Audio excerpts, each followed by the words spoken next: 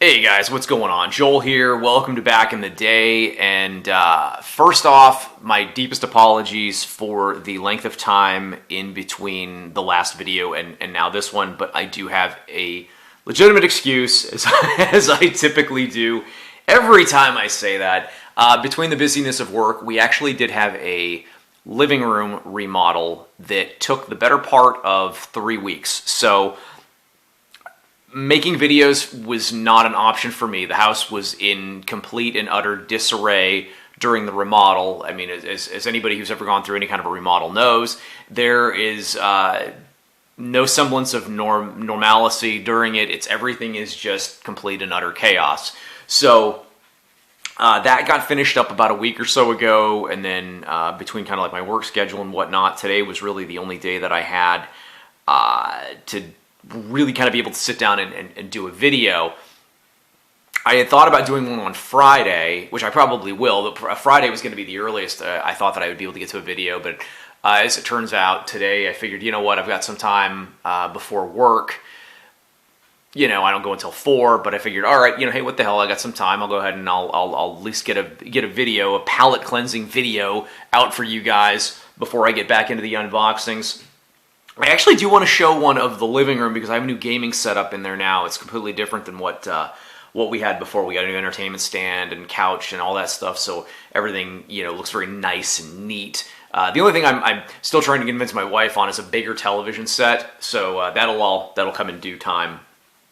But yeah, like I said, wanted to get into at least a recent collecting video because I have actually acquired a fairly decent amount of stuff over the last few months since my last video. So I guess that being said, enough rambling on my part, and let's go ahead and get into the meat and potatoes of the collection. Okay, so first off, the Switch.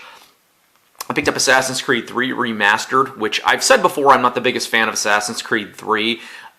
It's not a terrible game, but it's not a great game either. I've certainly not held back my dismay as far as my views on the kind of protagonist that Connor Kenway is. I think that he's very whiny. I'm not particularly a fan of him as an assassin. I think that the game itself, it fell short. I was really expecting a lot more when Assassin's Creed 3 first came out, and I think the developers kind of dropped the ball a little bit with it. I mean, it's not like I said, it's not a terrible game. But it also does have Assassin's Creed Liberation, which I believe was a PSP game originally. But either way, I figured it was $17, and I figured, what the fuck, I'll pick it up. Picked up another Switch game. One of my coworkers sold me this for $30, $35. He bought this for his niece for Christmas. And I guess he had ordered it, and it hadn't come in, and it was kind of getting down to crunch time, so he just went over to Walmart and bought a copy. So the one he ordered finally came in. He didn't know what the hell to do with it, so he's like, hey, you have a Switch, right? And I was like, yeah. He's like, I'll sell you Mario Kart 8 for $30. And I was like, okay. So still sealed. I know it has all the DLC. I know that they just added more, like 40 new tracks to it for the online. I don't know whether or not I'm going to open this up or not. I don't play enough Mario Kart to warrant opening it up. I figured, what the hell, for $30 I wouldn't pass it up, but we'll see what happens. So, as you guys remember before from my last video, I had purchased some 3DS games, but did not have the 3DS. I went ahead and rectified that. I did go ahead and pick up a 3DS a few months ago. The wife and I took a trip to Altoona, and because I had done that trade with Sean for the Complete in Box Super Nintendo, I had a spare Super Nintendo just kind of sitting in my closet. Well, I took it up to Cartridges Galore, and they gave me, I think it was $80, $60 or $80 in trade. So I ended up picking this up for like $50, and it's the exact same model 3DS that I'd had before. I really regret getting rid of my 3DS, just because I had the box and everything was pristine. This one has little scuffs and scratches on it. I mean, they're bound to, but yeah, I mean, I'm glad I finally have a 3DS back. I wished I never got rid of it. So On top of that, I went ahead and I also picked up Chrono Trigger for the DS. I have the ROM downloaded on my SNES Classic, and I've really enjoyed it. And I wanted a physical copy of it. And unfortunately, at this point, I mean, this still set me back $100. And it's a shame that a DS game is that much. I mean, it's a fucking remake, for crying out loud, or not a remake, but I mean, it's just they just ported it to the DS. Why is this so expensive? And I mean, I'd love to have the Super Nintendo copy, but I mean, at this point, I mean, look, I make decent money, but I mean, that's too rich for my blood. I cannot justify spending that kind of money at this point on a game. You know, if I were to ever find one at a decent price, yeah, maybe, but it's just kind of sad that this is the only incarnation of the game at this point that I'll ever be able to afford. But either way, I've been started playing through it, and happy with it. So, all right. Let's see here. I picked up some Wii games as well. So I just got this one last week. I picked up Mad World. Had messed around with this a little bit at one of the old the video game exchange I had talked about. I thought it was interesting. It wasn't interesting enough, though, for me to purchase it at the time, but I always kind of kept it in my wheelhouse of one that I wanted to go back to. So they had it at Cartridges Galore for $16, and I pulled the trigger and went ahead and got it. So, did go ahead and picked up two very definitive games for the Wii as well. I picked up both Super Mario Galaxy and subsequently the sequel, Super Mario Galaxy 2. Now, Super Mario Galaxy I have started playing. I really like it, but the camera angles on this, I don't like some of the play control on it. It's very wonky, very, I don't want to say makes me dizzy, but it's just that rotating can get a little much. It's not bad. It's definitely one that takes some getting used to. People say that once you really start getting into it, it is a fantastic game. And so I figured I would at least, I haven't played Mario 2 yet. I haven't played Mario Galaxy 2 yet, so this one I have started playing, not all that far into it, and then at some point I will go ahead and pick up Mario Galaxy 2. And actually with Mario Galaxy, the lot that the purchaser I got that from, it did come with this, this was a pre-order commemorative coin. I think it was at GameStop, perhaps, but I thought this was kind of cool. This is kind of a limited edition. Has a certificate of authenticity, but as you can see, it's a Super Mario coin. So I thought that was kind of cool. You know, since I've gotten a little more into, like, you know, some of the collecting aspect in terms of games. But yeah, so that was it for my Wii pickups. Also picked up some Wii U games. Nothing overly spectacular. I picked up Assassin's Creed 3. I figured if I'm going to have it for the Switch, I might as well go ahead and get it for the Wii U as well. Maybe see how it plays a little bit differently with some of the mapping system and such. But yeah, I already talked about that. Went ahead and I picked up Assassin's Creed Black Flag, which I love this game. I had this for the PS4, and I was really on the fence about it because I was not a fan of the sailing missions that they had, the 4 sailing missions in this. I was not a fan of it, and I thought, oh great, this is going to be more the same. But I got my PS4, and I thought, all right, well, what the hell, I'll give it a go. And I was really surprised with this. This is one of my favorite Assassin's Creed games. It's fantastic. So I was really glad. I got this, it was like $17. So I'm really happy to have that. So picked that up, and then I went ahead and I also picked up Bayonetta 2. Now this one also includes the original Bayonetta. Played around with this a little bit. A very interesting kind of game. I like a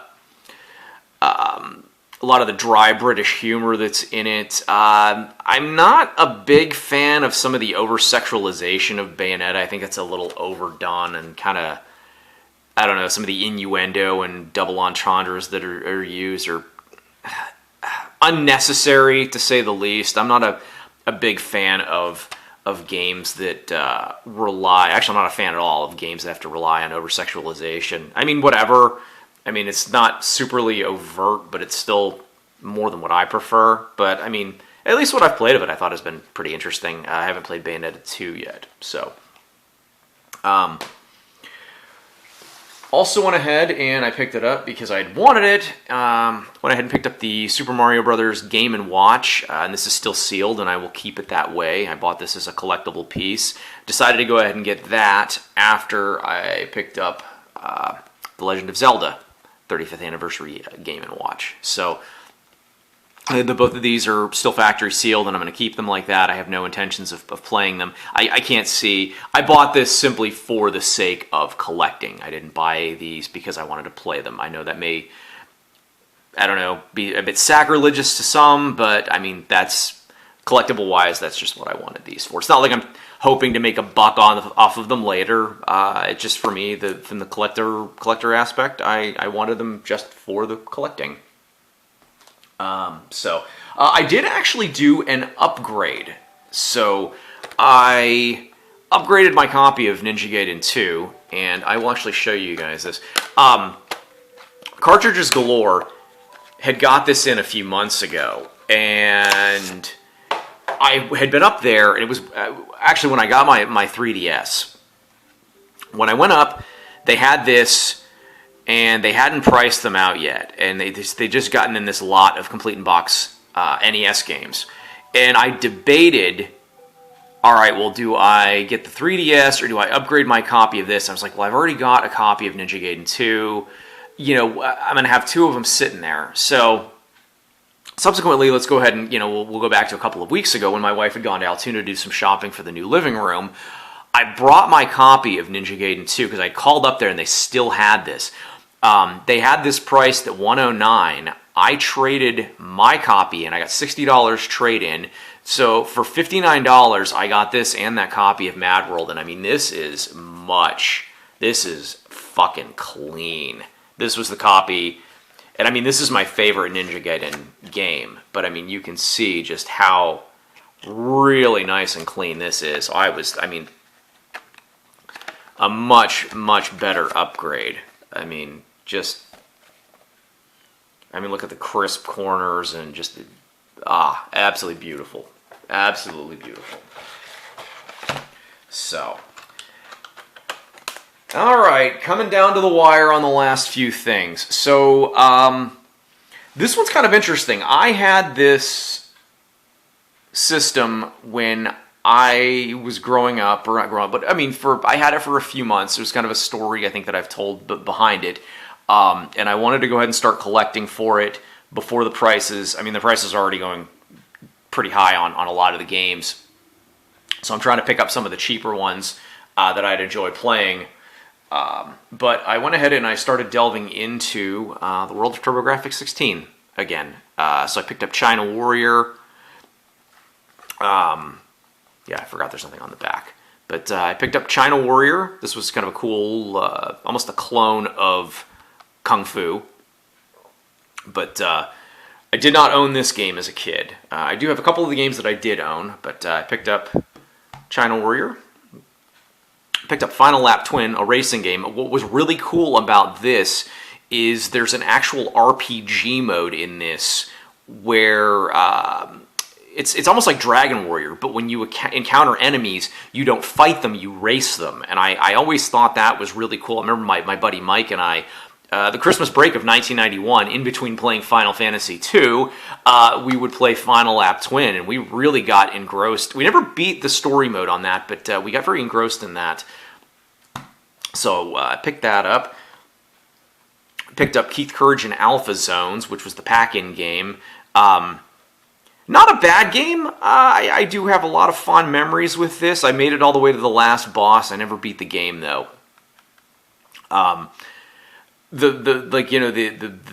overworld that you would play as Keith Courage, I always thought was slow and wonky, and it was so colorful and cheerful. But then when you went into the underworld, and put on the mech suit, it was so much faster and just looked so much nicer. But yeah, I picked that up. And then the final game that I did pick up was the Legendary Axe, which this was actually the game of the year in 1989 from a certain Electronic Gaming Monthly, perhaps. This was voted as like the breakout game of that year, and it's a good game, very good game. But yeah, so that was it for the and actually these two I picked up in a lot. It was like $60 for the two of these, which I thought was a pretty good deal. So, all right, guys, that is it for my my recent collecting video. I hope you've enjoyed. Once again, sorry about the delay in the videos, but now that things are returning to normal a little bit more, I've had some shit come up, personal life that, is throwing a wrench into things too, but that's the problem with being an adult. So, but anyways, guys, I hope you enjoyed, and gonna get back into the unboxings here, probably the end of the week. I'm gonna do a little showcase of the new living room too, when I get the opportunity. So, until the next video, guys, you guys take it easy.